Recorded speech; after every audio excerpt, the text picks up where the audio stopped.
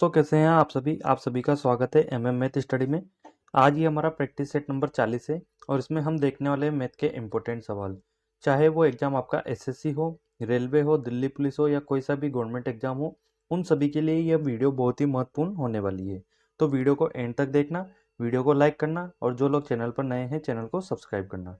चलिए चलते हैं हमारे सवाल नंबर 1 की तरफ। सवाल नंबर 1 है, एक वृत्ताकार मैदान का क्षेत्रफल 154 वर्ग मीटर है, तब उसकी परिधि क्या होगी। तो हमें क्या है, कोई वृत्ताकार मैदान दिया गया है, जैसे ये कोई वृत्ताकार मैदान है और इसका हमें क्या दिया गया है, क्षेत्रफल दिया गया है। वृत्त का जो क्षेत्रफल होता है वो क्या होता है, पाई आर स्क्वायर होता है और ये हमें कितना दिया गया है, इसका मान 154। पाई का मान रख देंगे यहाँ पर 22/7 गुणा आर का मान हमें निकालना है, उसकी त्रिज्या, तो इसको लिख देंगे आर स्क्वायर बराबर कर देंगे 154 के। अब 11 से इसको काटेंगे तो ये कितनी बार कटेगा, 2 बार, और 11 से ये कट जाएगा अपने पास 14 बार। वापस 2 से क्या करेंगे, इसको काट देंगे 7 बार। तो अपने पास आर स्क्वायर कितना निकल के आ रहा है, इस 7 का गुणा इधर होगा तो 49 आ गया। और हमें त्रिज्या निकालनी है, वो क्या हो जाएगी, आर बराबर 7। ये अपने पास त्रिज्या निकल के आ गई उसकी 7 मीटर। अब हमें क्या निकालना है, उसकी परिधि निकालनी है। हमें इस वृत्त की ये वाली परिधि निकालनी है उसकी। तो वृत्त की जो परिधि होती है, परिधि ये क्या होती है, इसका मान, इसका अपने पास फॉर्मूला होता है 2 पाई आर। ये भी इसमें मान रख देंगे। 2 पाई का मान कितना रखेंगे, 22/7, और आर अपने पास अभी हमने निकाला था कितना, 7। 7 से इस 7 को काट देंगे तो कितनी निकल के आ जाएगी इसकी परिधि, 44 मीटर। ये अपने पास इसकी परिधि निकल के आ गई और ये हमें दे रखा है ऑप्शन सी में, तो ऑप्शन सी इसका सही जवाब हो जाएगा। अब चलते हैं सवाल नंबर 2 की तरफ। सवाल नंबर 2 है अपने पास, दीपा 30 किलोमीटर प्रति घंटे की चाल से स्कूल जाती है तथा 60 किलोमीटर प्रति घंटे की चाल से स्कूल से वापस लौट आती है। कुल यात्रा में उसकी औसत चाल बताइए। हमें क्या है, उसका औसत चाल निकालना है और एक तरफ की डिस्टेंस जो है वो कवर करने में उसकी चाल दी गई है 30 किलोमीटर और वापस आने के लिए उसकी चाल दी गई है 60 किलोमीटर प्रति घंटा। तो आपको पता होगा कि हमें उसकी औसत चाल निकालनी है, यानी कि उसकी एवरेज स्पीड निकालनी है। तो एवरेज जो स्पीड होती है उसका फॉर्मूला अपने पास होता है 2 गुणा एक्स गुणा वाई और बटे एक्स प्लस वाई। यहाँ पे एक्स क्या है, एक तरफ की चाल है उसकी, जैसे 30 दिया गया है तो ये एक्स है, और वाई उसकी दूसरी तरफ की चाल है। अब इसको इसमें रख देंगे मान को, तो 2 एक्स की जगह कितना रखेंगे हम, 30, वाई की जगह 60 और बटे 30 प्लस 60। इसको जब हम आगे सोल्व करेंगे तो ये आ जाएगा 2 गुणा 30 और गुणा 60, नीचे कितना आ जाएगा, 30 और 60 90। इसको सोल्व कर लेंगे, 0 से 0, 3 से इसको काटेंगे 3 बार और 3 से इसको काटेंगे 20 बार। तो अपने पास उसकी एवरेज स्पीड निकल के आ गई कितनी, 40 किलोमीटर प्रति घंटा। ये अपने पास उसकी औसत चाल निकल के आ गई जो हमें निकालनी थी। तो ये किस में दिया गया है, मैं ऑप्शन बी में, ऑप्शन बी इसका सही जवाब हो जाएगा। अब चलते हैं अपने सवाल नंबर 3 की तरफ। सवाल नंबर 3 है, एक थैले में 1 रुपये, 50 पैसे और 25 पैसे के सिक्के 5:6:8 के अनुपात में हैं। यदि कुल राशि 240 रुपये हो तो 25 पैसे के सिक्कों की संख्या क्या है, ये हमें निकालनी है। अब हमें क्या है, जैसे कोई थैला दिया गया है, मान लेते हैं ये कोई अपने पास थैला है ये, और इसमें सिक्कों का अनुपात है और उसमें 3 तरीके के सिक्के हैं। कौन कौन से सिक्के हैं, एक तो 1 रुपये का है, और एक जो है वो 50 पैसे का है, और एक सिक्का किसका है, 25 पैसे का, और उनका अनुपात है 5:6:8। अब हमें यहाँ पर क्या दिया गया है, राशि दी गई है टोटल 240 रुपये। तो हम क्या करेंगे, इस अनुपात को रुपए में कन्वर्ट करेंगे। उसके लिए क्या करते हैं कि अपने पास 1 रुपये के सिक्के हैं और कितने सिक्के हैं, 5, तो ये कितने हो जाएंगे, 5 रुपये। और 50 पैसे के सिक्के हैं, कितने सिक्के हैं, 6 सिक्के हैं, तो ये कितने हो जाएंगे, ये हो जाएंगे 300 पैसे, 50 पैसे का एक है, और 6 सिक्के जो हैं वो कितने हो जाएंगे, 300 पैसे के। उसी तरीके से 25 पैसे के 8 हैं, तो ये कितने हो जाएंगे, ये हो जाएंगे 8 पंजे 40 और 4 16 और 4 20, 200 पैसे। अब हम क्या करेंगे, इनको रुपए में कन्वर्ट कर लेंगे। तो ये तो कितना है, 5 रुपए है, और ये कितना हो जाएगा, 100 पैसे का 1 रुपया होता है, तो 300 पैसे हैं, मतलब 3 रुपए, और ये कितने हो जाएंगे, 2 रुपए। अब अपने पास टोटल जो है कुल राशि 240 है, और इधर अपने पास अनुपात में कितनी आ रही है, ये 5 और 3 8 और 2 10, यानी कि ये जो 10 रुपए हैं अपने पास अनुपात में, ये बराबर हो जाएंगे किसके, इस 240 रुपए के। और यहाँ से एक का मान कितना आ रहा है अपने पास, 24 रुपए। ये अपने पास एक का मान निकल के आ गया। अब हमसे आगे क्या बोला गया है उसने, कि 25 पैसे के सिक्कों की संख्या क्या है। यहाँ पे हम देख रहे हैं 25 पैसे के कितने सिक्के थे, 8 सिक्के थे, एक का मान 24 है, तो 8 का मान कितना हो जाएगा, 8 गुना 24, ये हो जाएगा अपने पास में 192। तो ये सिक्कों की संख्या आ गई अपने पास, 25 पैसों की संख्या 192, और ये दिया गया है हमें ऑप्शन सी में। अगर हमसे 50 पैसे की पूछता तो उसको गुणा कर देते हम 6 से, और 1 रुपए के सिक्कों की संख्या पूछता तो इसको 5 से गुणा कर देते। तो ये था अपना सवाल नंबर 3। अब चलते हैं अपने सवाल नंबर 4 की तरफ। सवाल नंबर 4 है, 2 उम्मीदवारों के बीच लड़े गए चुनाव में एक उम्मीदवार ने डाले गए कुल मतों में से 30% प्राप्त किए हैं, तथा वह 5000 मतों से चुनाव हार गया। जीतने वाले उम्मीदवार ने कितने मत प्राप्त किए, यह हमें निकालना है। अब हम क्या करेंगे, जैसे मान लिए हमने टोटल 100% वोट थे, उसमें से ए और बी कोई 2 उम्मीदवार है जिन्होंने चुनाव लड़ा है, और ए को तो कितना मिला है, 30% मिला है, तो बी को कितना मिलेगा, टोटल 100 होता था, ए को 30 मिल गया, बी को 70 मिलेगा। ये ए और बी को प्रतिशत में मत मिले हैं। अब वो 5000 मतों से चुनाव हार जाता है, तो इसको 30% और इसको 70% मिला है, तो इनके बीच अंतर कितना आ रहा है, इनके बीच अंतर है 40% का। और हार और जीत का जो डिसाइड करता है वो यही करता है कि वो कितने प्रतिशत मतों से उनके बीच में अंतर है। तो ये 40% है, और ये 40% ही बराबर होगा किसके, इन 15,000 के। 40 को बराबर कर देंगे हम 15,000 मतों के। और हमें क्या निकालना है, जीतने वाले उम्मीदवार ने कितने मत प्राप्त किए। अब हम क्या करेंगे, यहाँ पे 1% का मान अपने पास कितना आ गया, 15,000 बटे 40, और हम क्या करते हैं, इस 100% का मान निकाल लेते हैं, तो अपने पास कुल मत आ जाएंगे। 100 का मान यहाँ से निकालेंगे, तो 0 से इस 0 को काटेंगे, और इससे काटेंगे 100 को 25 बार, तो ये कितना निकल के आ गया अब अपने पास में, ये आ जाएगा अपने पास में 25 से इसको गुणा करेंगे तो 375, और ये 2 जीरो, यानी कि 37,500 जो है टोटल मत है 100%। अब हमें क्या निकालना है, जीतने वाले के। जीता कौन है, बी जीता है, और इसके कितने हैं, 70%, तो इसका 70% निकाल लेंगे। इसका 70% निकालेंगे तो वो कितना आ जाएगा, इसको 70 से गुणा करेंगे तो ये आ गया अपने पास 26,250। ये अपने पास बी के मत आ गए, और बी के मत है तो उम्मीदवार वही जीता है, यानी कि ऑप्शन सी जो है इसका सही जवाब हो जाएगा 26,250। अब चलते हैं अपने अगले सवाल, सवाल नंबर 5 की तरफ। सवाल नंबर 5 है अपने पास, पी और क्यू की वर्तमान आयु का अनुपात दिया गया है 7:3, और 4 वर्ष बाद उनकी आयु का अनुपात है 2:1। तो पी की वर्तमान आयु क्या है, ये हमें निकालनी है। अब हमें पी और क्यू का अनुपात दिया गया है क्या है, 7:3, और हमसे बोला गया है 4 वर्ष बाद, तो यहाँ पे क्या करेंगे, +4 और +4 लिख देंगे, और इस 4 वर्ष के बाद में इसका अनुपात कितना हो जाता है, 2:1। ये 2:1 हो गया।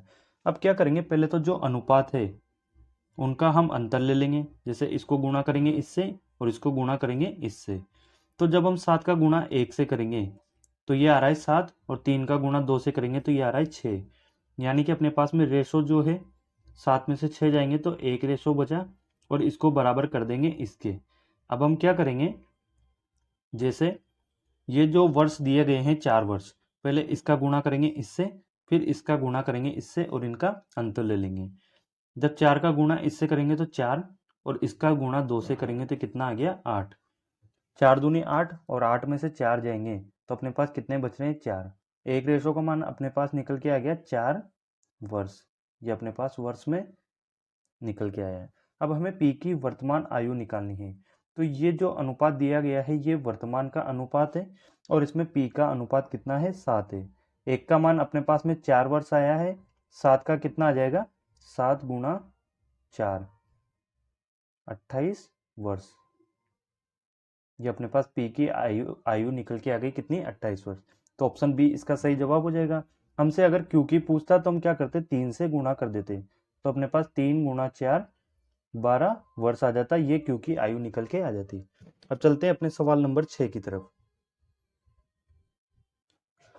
सवाल नंबर 6 है, एक कक्षा में 30 छात्रों का औसत भार है 40 किलोग्राम।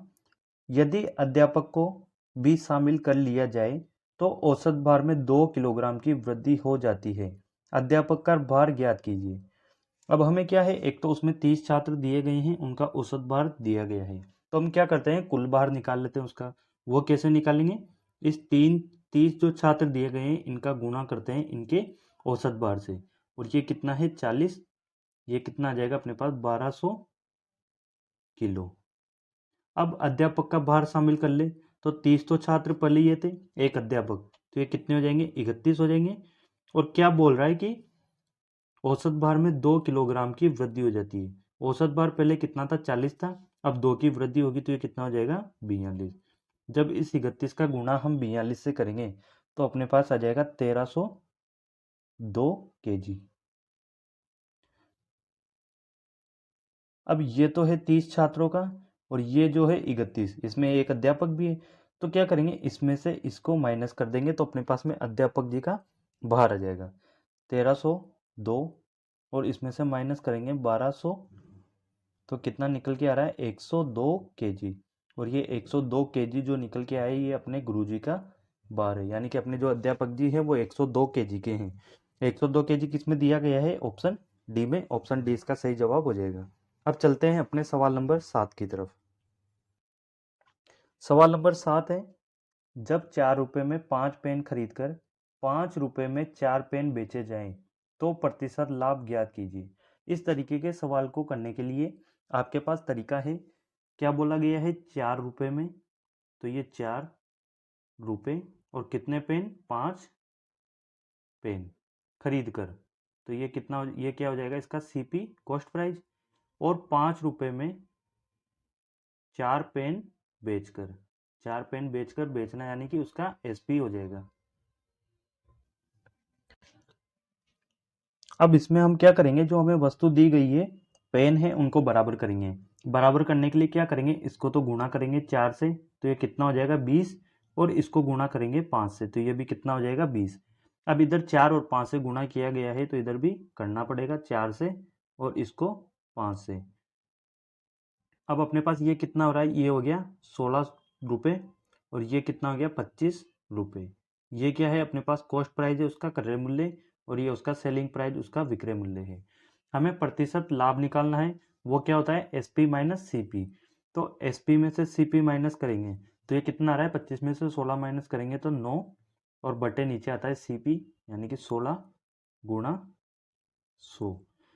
4 से काटेंगे इसको 4 बार, 4 से इसको काटेंगे 25 बार, ये कितना आ जाएगा 225, और इसको भाग करेंगे 4 से तो कितना आ रहा है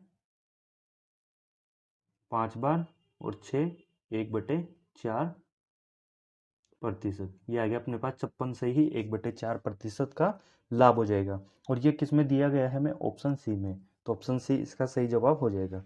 अब चलते हैं अपने सवाल नंबर 8 की तरफ।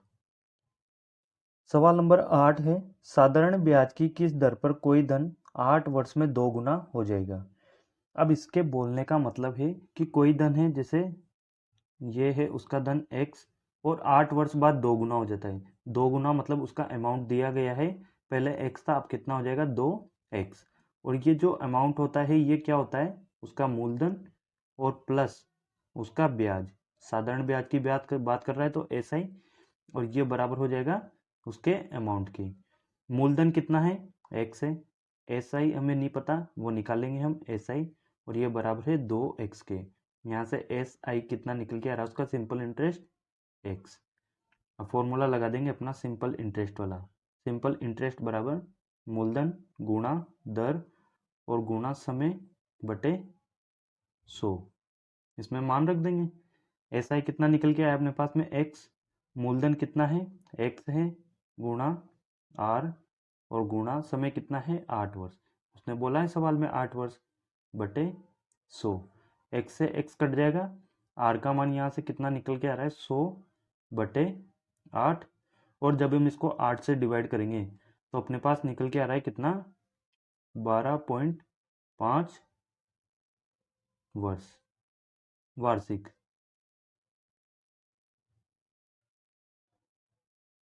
12.5% जो है वार्षिक उसकी दर निकल के आ जाएगी जो हमें निकालनी थी, और ये किसमें दी गई हमें, ऑप्शन बी में। ऑप्शन बी इसका सही जवाब हो जाएगा। अब चलते हैं अपने सवाल नंबर 9 की तरफ। सवाल नंबर 9 है, स्कूल ए से फुटबॉल खेलने वाले विद्यार्थियों में से 20% बैडमिंटन भी खेलते हैं, तो स्कूल ए से बैडमिंटन खेलने वाले कुल विद्यार्थियों की संख्या क्या होगी, ये हमें निकालना है। और ये जो हमें एक टेबल दी गई है इसके आधार पर निकालना है। ये क्या है, विभिन्न स्कूलों में विभिन्न खेल खेलने वाले विद्यार्थियों की संख्या है, जिसमें खेल दिया गया है और स्कूल है। खेल जो है फुटबॉल है, बास्केटबॉल है, क्रिकेट है, टेनिस है और बैडमिंटन है, और 5 तरीके के स्कूल दिए गए हैं, A B C D और E। इसमें विद्यार्थियों की संख्या दी गई है, ये उसके आधार पर हमें सवाल का जवाब देना है। पहले क्या बोला गया है, स्कूल ए में बैडमिंटन खेलने वाले कुल विद्यार्थियों की संख्या निकालनी है। तो पहले तो स्कूल ए देखेंगे कहाँ है, ये है, और इसमें बैडमिंटन ये रहा, कितने हैं विद्यार्थी, 175।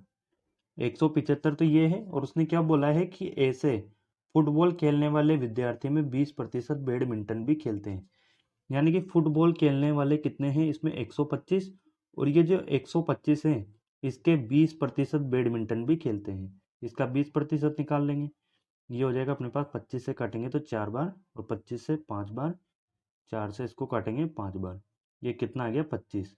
यानी कि 25 विद्यार्थी हमें इसमें और ऐड करने पड़ेंगे। 25 विद्यार्थी इसमें ऐड करेंगे तो कितने आ गए, 200। यानी कि 200 विद्यार्थी उसमें बैडमिंटन खेलते हैं स्कूल ए में। तो ये हो जाएगा ऑप्शन बी इसका सही जवाब। अब चलते हैं अपने आखिरी सवाल, सवाल नंबर 10 की तरफ। सवाल नंबर 10 है, इसी में उसी डेटा के आधार पर इसका जवाब देना है। स्कूल सी में बास्केटबॉल खेलने वाले विद्यार्थियों की संख्या स्कूल ई से बास्केटबॉल खेलने वाले विद्यार्थियों की संख्या का लगभग कितना प्रतिशत है, ये हमें निकालना है। स्कूल सी, ये रहा स्कूल सी, और इसमें बास्केटबॉल खेलने वाले विद्यार्थी कितने हैं, 200।